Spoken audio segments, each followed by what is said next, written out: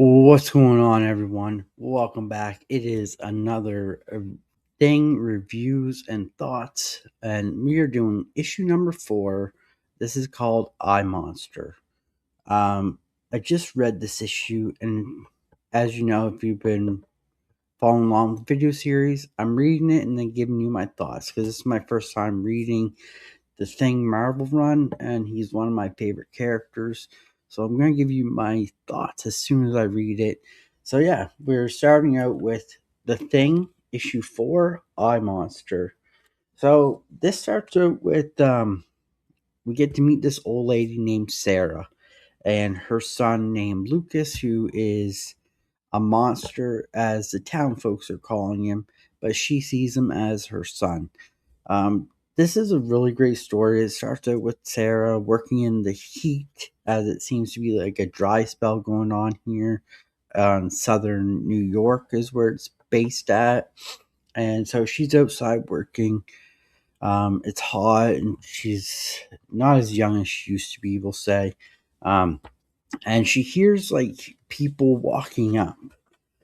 So there's the first page there. So yeah, so she hears like what sounds like thunder or mumbling in the distance. And so we get a mob coming up to her and saying, like, give us the monster and nothing will happen to you, Sarah. We just want the monster. We just want to take the monster.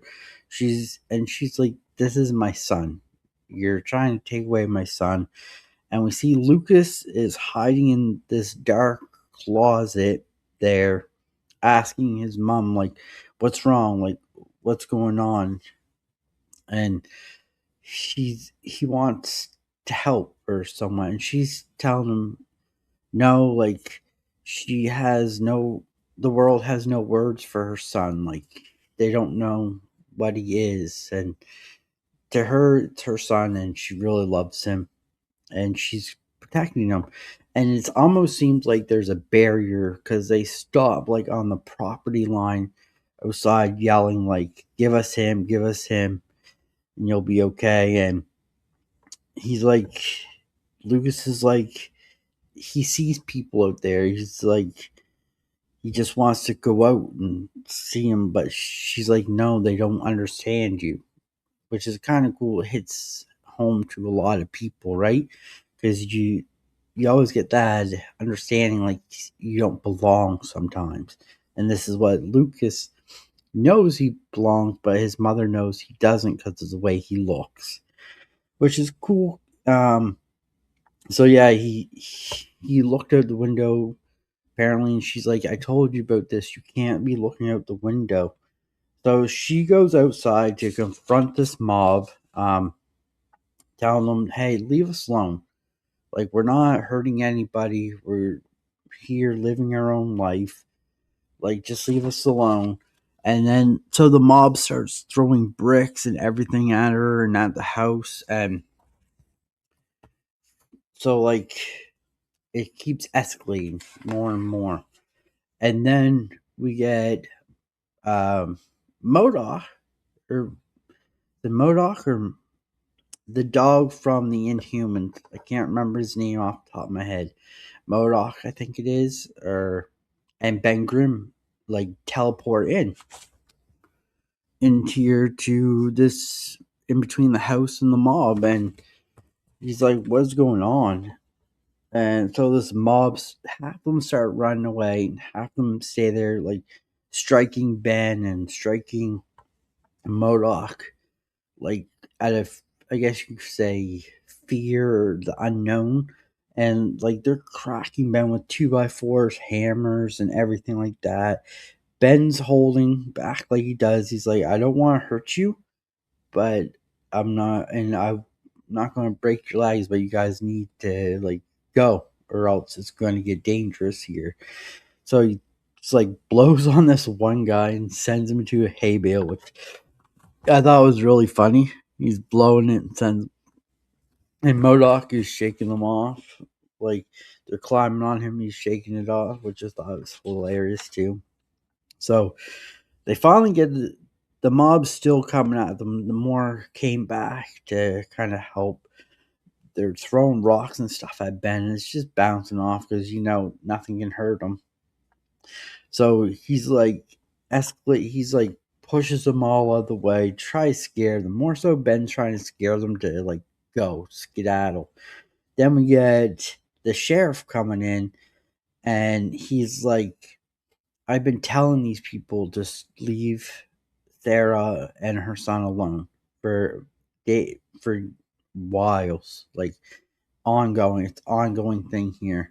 He finally shows up. He shoots his gun in the air, and the mob disperse. Like they all start running, and he doesn't seem phased by Ben or Modoc at all. Really, he's kind of knows, hey, who Ben is, and like, what are you guys doing here? And so we find out that Modoc sensed an energy here that brought them here. They were traveling back to the New York to go back because Ben, as we know in last issue, is on the moon with the Inhumans, helping out his goddaughter up there. So Modoc sensed someone needed help and teleported him and Ben to this spot, which is kind of cool. And so Ben's like, he's like, I'm here now. I gotta help, like, because that's Ben's MO. He loves to help people. Then we get this little interlude here, which I'm not sure. I'm hoping someone in the comments can let me know.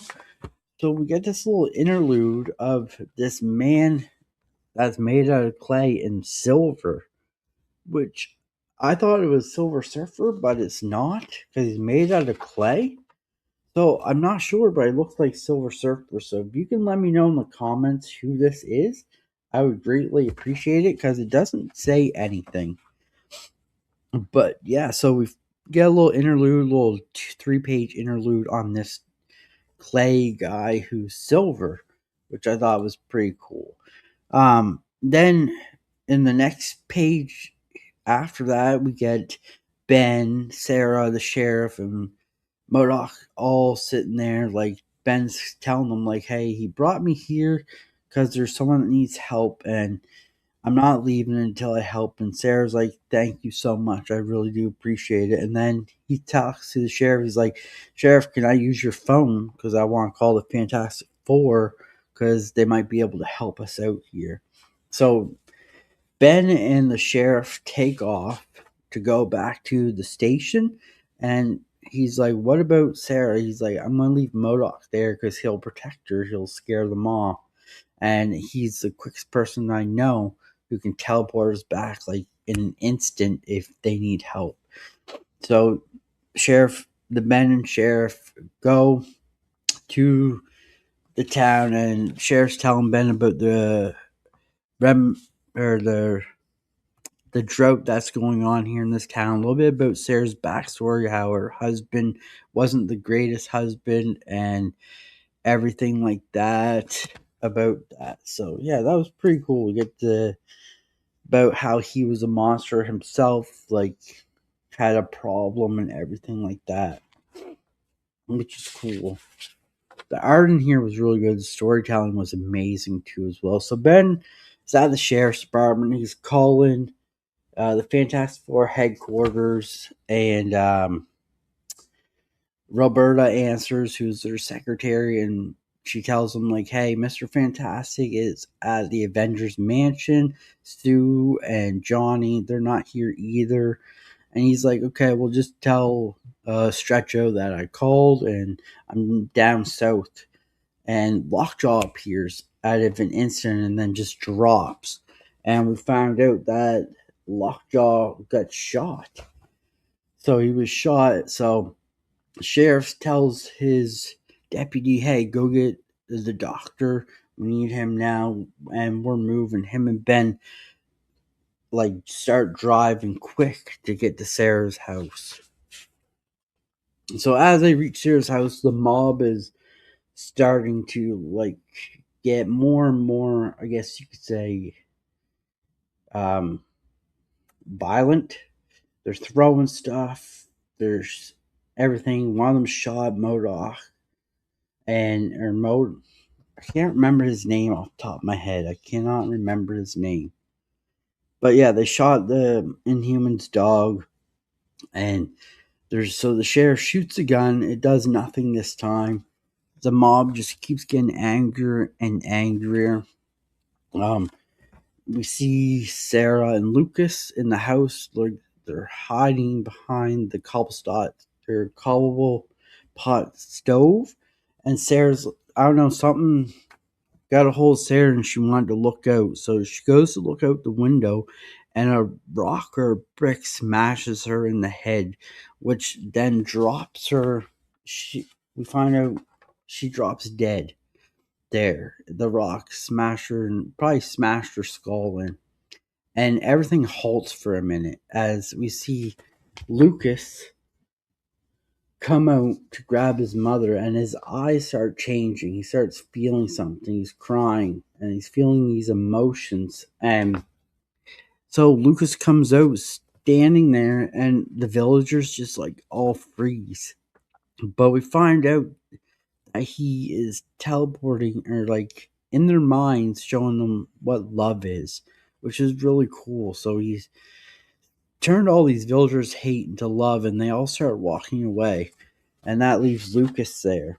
Lucas, Sting, and the sheriff, and the Atlantean, the dog there. And then on our last page here, we see them burying Sarah, Lucas's mother. And only these four characters are there: the sheriff, Sting, the Inhuman's dog, and Lucas. And they're burying her on this hill overlooking. We see Lucas crying, and he has one hand, but one hand's deformed too, and something's not right. And the dog senses it, so he transports Lucas to the moon with the other Inhumans, where he's going to be able to live there in peace and amongst other people, which is kind of really cool. And things telling the sheriff, like, hey, this is what's going on. There ain't no monsters on the moon. So he's going to be there, and he's going to be loved, and he won't be lonely. So that's pretty cool. I really liked this issue. The art in here was really good. Story in here was amazing. I can't wait to read issue 4 to see where we go from here. But we know that the thing's not done helping people. But yeah, let me know in the comments what you guys thought. If you read this, what your guys' thoughts are on it. I'd love to hear what you guys think of this. This has been super fun. I've been enjoying reading it, then giving you my thoughts right after reading it. It's going to be a fun series. It's going to be long. It's 36 issues. We're only on issue 4. But yeah, I really enjoyed this one. Thing is one of my favorite characters, so I'm really enjoying reading this. But yeah, let me know in the comments what you think. Remember to hit that like button, hit that subscribe button, hit that bell notification button so you get notified of all the other great videos. And until then, we'll see you next time with issue number 5 of Marvel's The Thing. Have a great one, and we'll see you soon, guys.